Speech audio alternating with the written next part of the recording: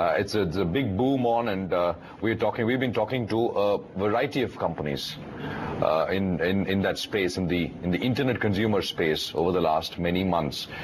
We've got today Peyush Bansal, founder and a CEO with Lenskart.com. Now, hi. Mr. Bansal, good morning. Lenskart is India's largest online optical store.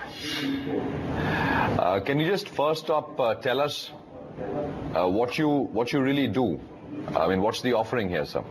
Yeah, hi Prashant. Prashant, we sell glasses, I think, and fundamentally, I think what we trying to do is we're trying to solve the whole vision problem in India and trying to create vision for 1.25 billion people in India.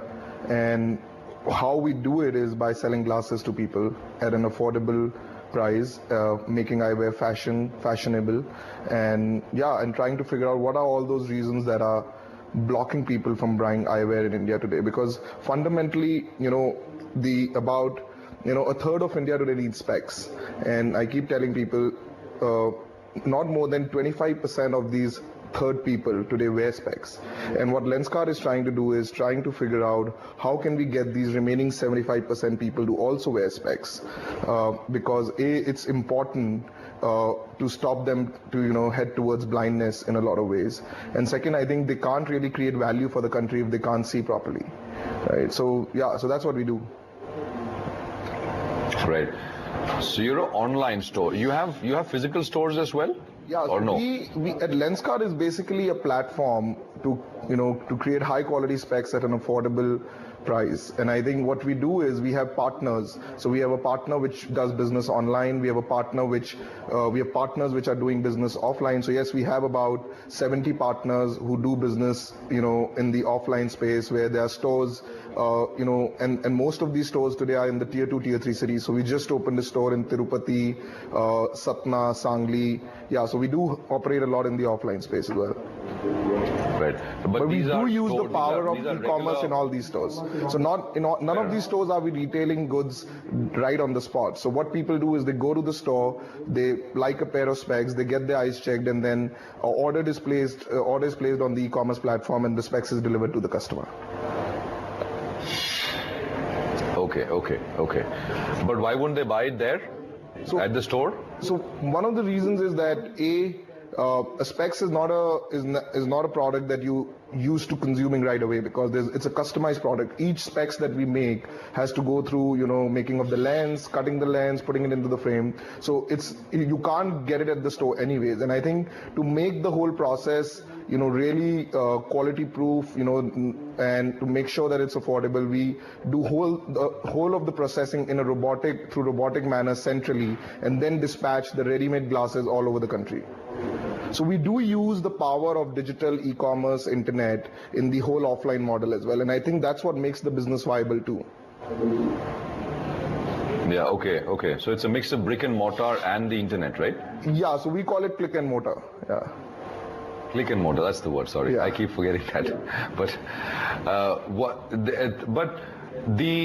if the customer wants, he can pay up right there at the store, right? Yeah, customer wants, they can pay up right at the store. They can choose to do the whole order cash on delivery. They can pay an advance amount at the store. They can pay full amount at the store if they want to. But there's no limitation, right? There's no restriction on what they need to do.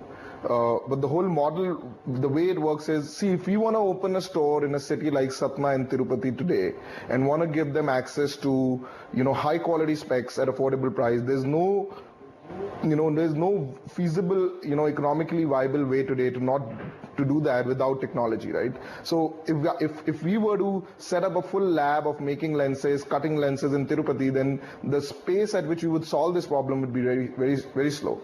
Right? Plus, we won't be able to get that kind of talent. Plus, each of our machines with which we cut lenses is close to about $500,000. And investing that kind of investment in each of the smaller cities would be very difficult.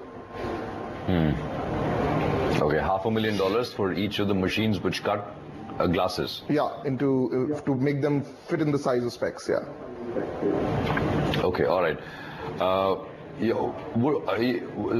If you and these stores, these physical stores, are these owned by you?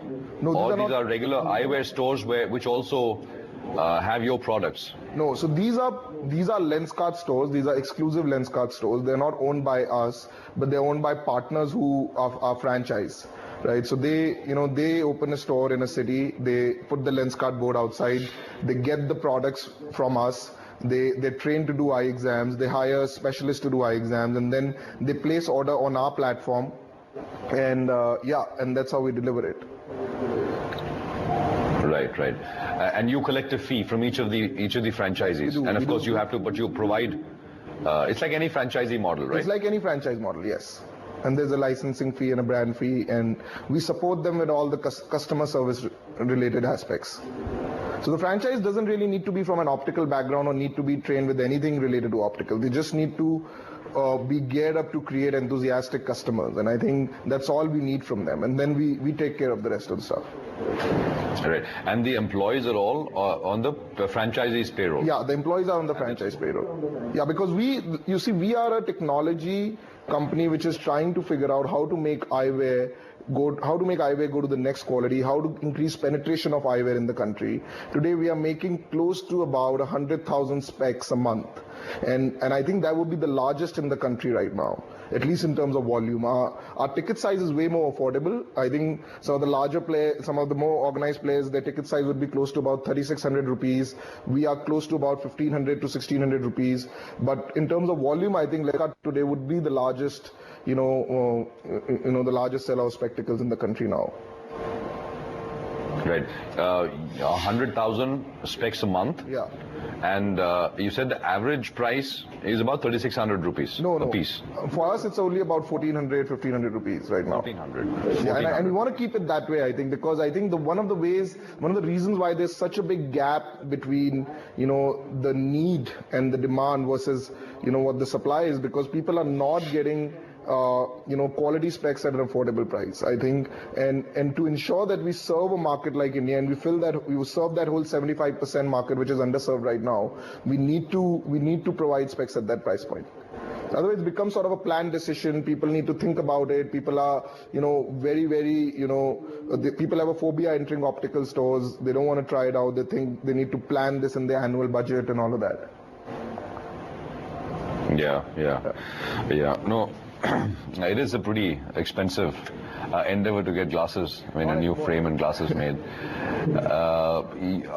So you store high-end glasses, etc. as well, right? I'm assuming those, of course, you sell at the prices. Brand prices. Yeah, we do store some of the high-end ones, not the very high-end ones, but I think we do store some high-end ones, and those we sell at the prices. Even the other ones we are not discounting and selling. I think we've just learned the art to, with the economies of scale and with our whole team, to how to get high quality specs, get them manufactured, at the manufacturers, and doing the whole process at a much more economical way. Yeah. Okay, but you're not funding losses, right? I mean, no. Some other. I think Lenskart would be the highest contribution margin company today in the entire e-commerce space, and by at least 4 folds, I think, 4 to 5 folds. Okay. Yeah. And where are these lenses made, Mr. Bansal? Where are these? Are they made in one location? Primarily, or the frames usually come either from Italy or China, and 20% of them do come from India, from Vadodara. Lenses primarily come from India, and some part of it also comes from, Korea. Right. Yeah. So frames mostly Italy, China, or you said Vadodara, yeah, in India. And you said the lenses are all mostly in India. Yeah, mostly India, and some of it from Korea. Yeah. Some of it. And where do you put all of this together? In Delhi, in Okla. In Delhi, in Okla. Everything gets done in Okla. Yeah, everything gets done in Okla, and then it's sent across the country. Okay. Yeah. What is the basic reason for the price differential between? I mean, if I go to Dadar here in Mumbai and go to a regular optical shop, the price will be for a full glass would be about 4,000, 5,000, 6,000 rupees depending on what you want. You're saying your average is about 1,400 rupees or so. Yeah. How do you manage to keep it so low? I think one of the reasons we've managed to keep it so low is that we've taken manufacturing all the way to retail. So there's absolutely no intermediary involved all the way from manufacturing till the time it reaches the consumer. I think in a regular optical store there would be about 3 to 4 intermediaries in the process, from an importer to a wholesaler to a and second, I think in terms of overall economies of scale, I think. Yeah. I would also say, the quality of specs that we deliver at Lenskart would at least be, I think, a notch higher than some of the best optical chains in the country. I mean, what we are doing today with such a massive scale is, usually when you fit a glass into the lens, it's a manual process. You take a glass and you start grinding it against a wheel till the time it matches the shape of the frame.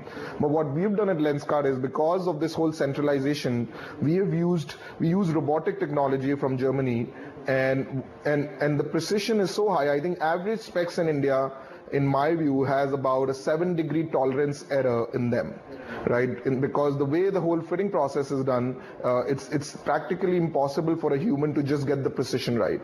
But what we do is, because the whole process is automated, I think we get about a 0.00 degree accuracy in each of the frames we fit.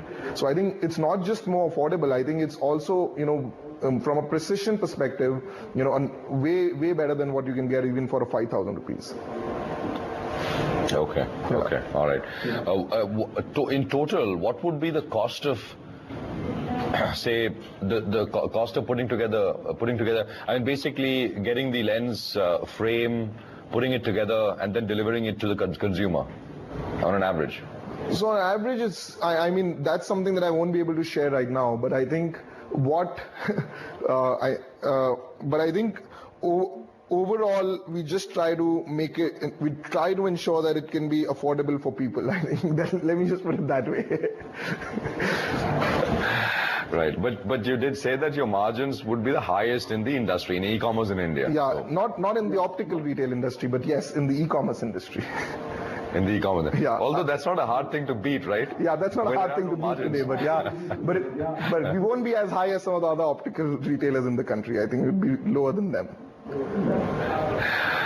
Okay, all right. We'll leave it there. Mr. Bansal, thank you very much for coming in. Thank you. Great talking to you. Maybe I'll check out the product as well. Sure. By the way, a colleague of mine here in the office here in Bombay said that you should check out Lenskart. There's some scheme on where you get a lens free with the frame, or a frame free with the lens. So let me tell you about that. This was about a week back. So you get, if you're a first-time consumer at Lenskart, you get your first frame free and you only pay for the lenses.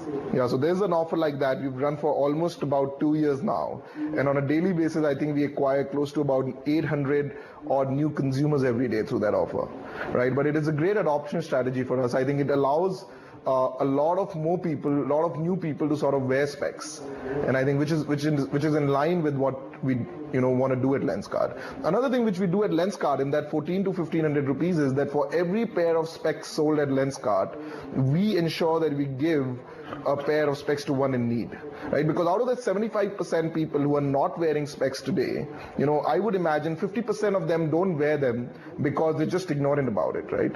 And there's another 50% which can't afford it today, right? So what we do is we ensure that for every pair of specs sold, we help somebody in need, and we work on that with a lot of partners. There's Sudesh Foundation, which is doing a lot of that work in Maharashtra. We've started doing that work in northern India now, and yeah.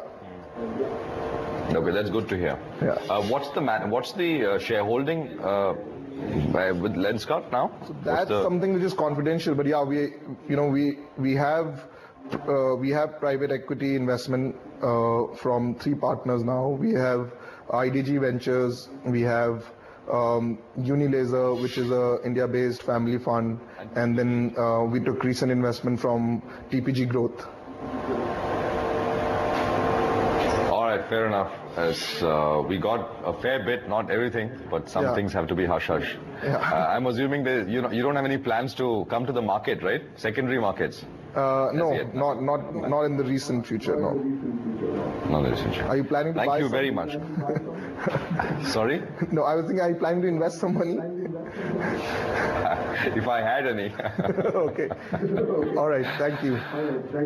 Thank you very much. Good talking to you. Good luck and appreciate it very much. Thank you. Thank you. Appreciate it. Let's take a quick break here. We're back in 2 and we're going to come back in 2 minutes. More on the markets on the other side. And I think we're doing pretty okay for bulls. Very upbeat. 87, 81.